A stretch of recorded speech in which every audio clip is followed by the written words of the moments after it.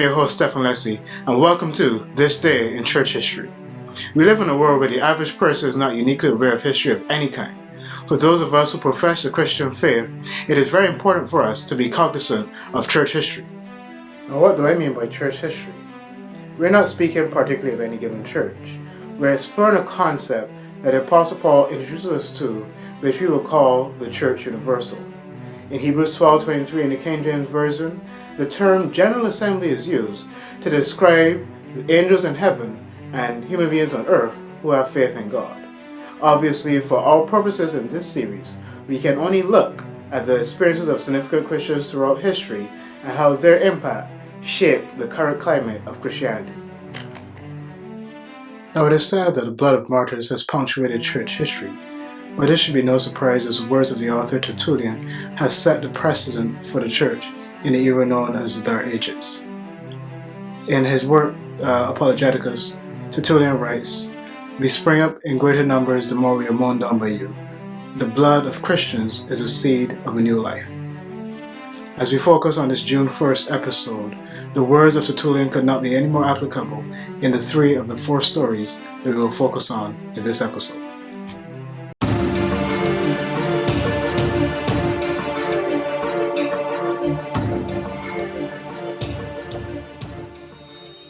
Now, we begin this series in the Palestinian region of Nablus, which was then known as Flavia Neapolis in the time of a man named Justin Martyr.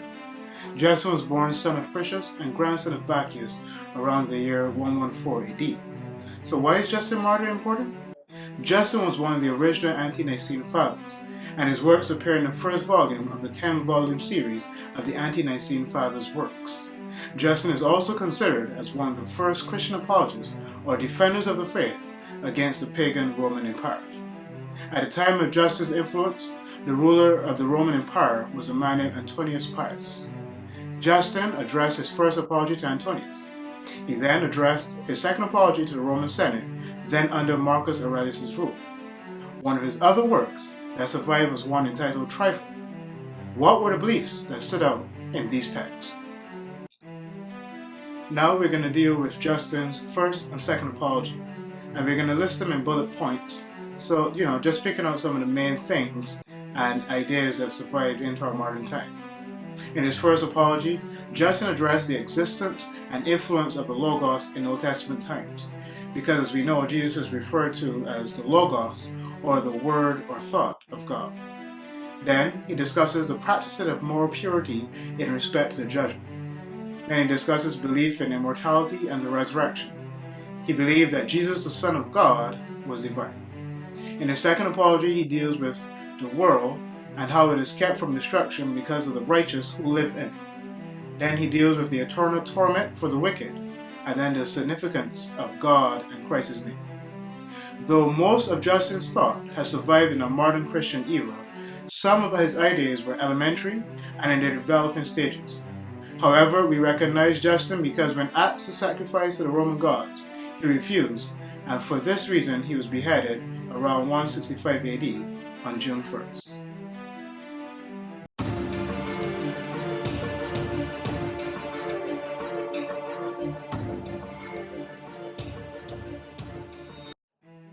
We now leave the Palestinian region of Nablus and we go to Edinburgh, Scotland, where the young and influential Scottish minister James Guthrie was hanged for his faith. Guthrie was born in the year 1612 to his father, who was the Laird of Guthrie in Forfarshire. Guthrie would attend St. Leonard's College, St. Andrews, and would receive an MA. While at St. Andrews, Guthrie still identified as an Episcopalian until 1639. When the influential Presbyterian pastor Samuel Rutherford became divinity professor at the school. It would be under Rutherford's influence that Guthrie would become Presbyterian. In 1642, Guthrie would become an ordained Presbyterian minister and would become a champion in the cause of the National Covenant. The National Covenant included loyal presbyters who bound themselves to maintain the Presbyterian doctrine and policy as the sole form of religion of their country. It would be in his defense for this mission that James Guthrie would lose his life by hanging on the 1st of June, 1661. James went to the scaffold on this day, June 1st, 1661. There he preached his last sermon.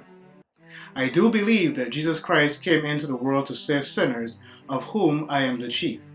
Through faith in his righteousness and blood have I obtained mercy, and in him and through him alone have I the hope of a blessed conquest and victory over sin and Satan, and hell and death, and that I shall attain unto the resurrection of the just and be made a partaker of eternal life. I know whom I believe in, and he is able to keep that which I have committed to him against that day. He urged his listeners to seek Christ's free grace.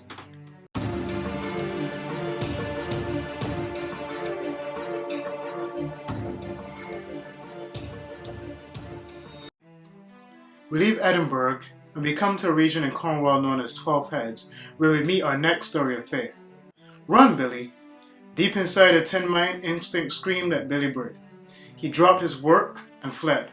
Moments later, 40 tons of roof collapsed on the very spot where he had been standing.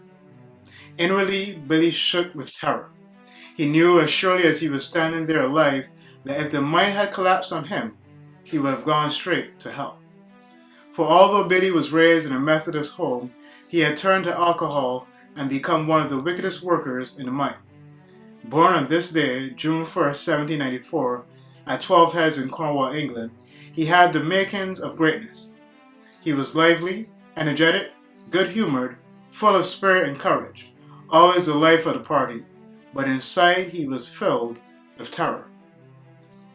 Billy would state, I used to dread to go to sleep for fear of waking up in hell, and though I made many promises to the Lord to be better, I was soon as bad or worse than ever, he said. His escape from the collapsing mine had a great effect upon him. A friend gave Billy a John Bunyan book, Visions of Heaven and Hell. Billy was impressed by the glory of heaven and wanted to be part of it. Then he read how in hell those who were friends on earth would blame one another for not turning each other away from sin. Billy had a close friend that he drank with. The thought of the two of them accusing each other for all eternity troubled him. Billy's wife had known the Lord as a child but drifted away. One night, Billy had a talk with her. She remembered with bitter regret how wonderful it was to serve the Lord. Why don't you begin again? Asked Billy. He said he might become a Christian if she would return to Christ. That night he went to bed knowing he should pray, but he was ashamed to do so in front of her. At 3 a.m. he awoke. He realized suddenly that if he waited for his wife to get right with God, he might die without salvation. Then and there he got down on his knees and prayed for mercy. For the first time in years, he came home sober. He spent hours reading the Bible and praying, crying out for salvation. He took a day off of work to seek for God. Finally, days later, he prayed to God, You have said, those that ask shall receive, those that seek shall find, and to them that knock the door shall be opened, and I have faith to believe it. In that instant the Lord made him so happy that he could not express what he felt. Billy shouted for joy and did not stop until the day he died. Within a week of his conversion, his wife made peace with Christ too. To the end of his life, Billy sang out loud, danced as he walked, and shouted praise to the Lord. Some Christians felt this was improper behavior, but Billy kept on. In November of 1823, he began telling others about Jesus, who had brought such joy to his life. There was at that time an association of Methodists known as Bible Christians because of their habit of carrying Bibles under their arms. Billy joined them. At the end of 1824, he became a local preacher. His sincerity and good humor made him a welcome speaker. When it was announced he was to preach, the chapel would be crammed.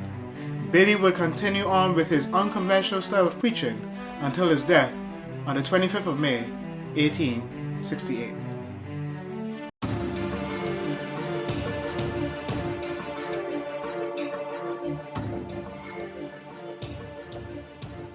We've left 12 Heads in Cornwall and we've come to the state of Massachusetts in the year 1661. And the question is asked, did the Massachusetts Puritans rely too heavily on works and not enough on the grace of Christ? Some early settlers thought so. Salvation was by grace for those who were filled with the Spirit, taught Anne Hutchinson, and Mary Dyer agreed.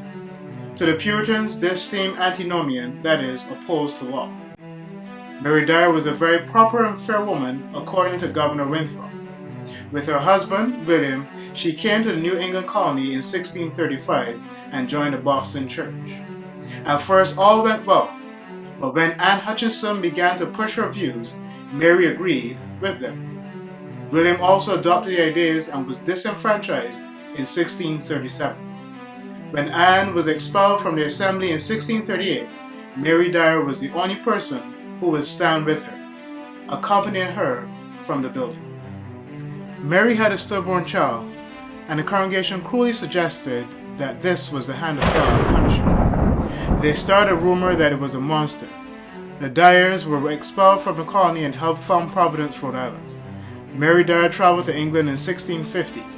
The views of George Fox, the Quaker, appealed to her and seemed the logical extension of what she really believed.